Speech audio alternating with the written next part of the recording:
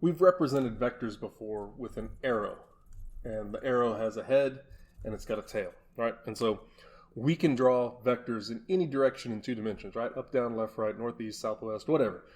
But we need a way in order to look at the Lorentz force, which was a cross product, right? We've talked about that in another video. We need to be able to draw a vector in a 3rd dimension, right? So into and out of the page. So not only along the x and the y axis, but also along the z axis. So to do that, we have to represent it a little bit differently. So imagine you're in front of an arrow being shot at your face, right? So the moment before your eyeball gets impaled by an arrow, you're going to see the very tip of the arrow. So to draw that, we draw a dot inside of a circle. A dot inside of a circle represents a vector coming out of the page. So from your perspective, at you, like this. What about the other way? So imagine you shot the arrow, right? If you shoot an arrow, right, there's little tail feathers on the end of the arrow. So imagine looking at that arrow as it flies away from you. You're going to see those feathers as it goes away.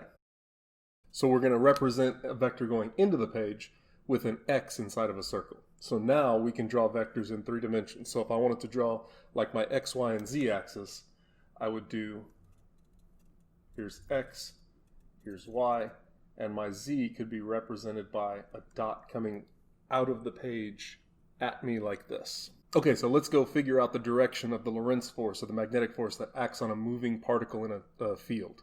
So I'm going to draw a magnetic field coming out of the page at you. And I'm going to have a positive particle here, and it's going to be moving this way. So there's my velocity, and this is my magnetic field. So how do we figure this out? Okay, we have to use what's called the right-hand rule. So this is the way I do it. So your fingers are going to represent the magnetic field, right? So your fingers look like a bunch of magnetic field lines going. So fingers are first. Line up fingers with magnetic field. Out of the page, coming at you, right? So from your perspective, my fingers would point this way. Second step, you line your thumb with the direction of the motion of the particle. So it's either your velocity vector or the current, right? Because you can do current through a wire. So I'm going to take that, and I'm going to keep my fingers pointing this way, and I'm going to rotate my wrist until my thumb is pointing in the direction of the velocity. And then the third step is your palm, or you can cross them and get the middle finger. The palm is the direction of the force, right? Because you use your palm to hit things with, right? So that can be the force, or the way I do it, this crossed with this gives you that, right? I'm not like flipping you off. It's your physics gang sign, right? So this vector crossed with this vector gives you this one. So I'm going to show you some examples of using the right-hand rule to solve for the direction of the force on here, because I can't on the light board because it mirrors the images, so everything would be wrong. So let me draw a field here coming out of the page at you.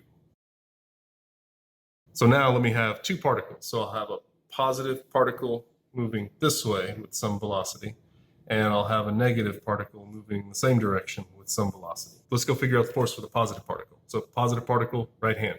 So fingers point in the direction of the field's coming out of the page, the fingers go up, right? Now I got to turn my thumb to the direction of the velocity. So that means I have to rotate my hand over, right? And so now when I cross field with the velocity, that's my force, right? So it's pointing down.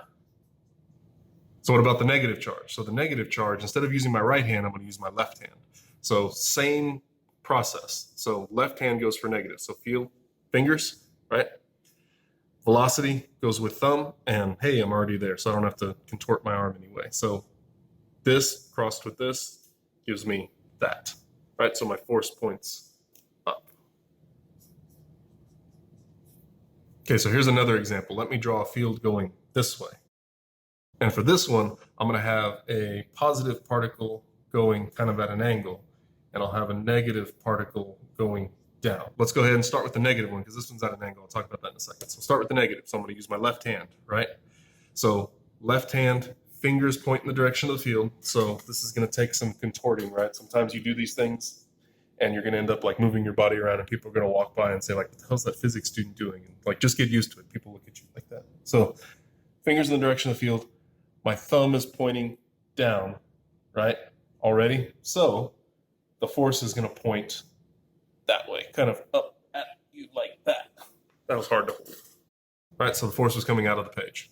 Okay, so for this one, this particle is moving at an angle to the field right here, right? So I can think of this as having some component this way and some component this way.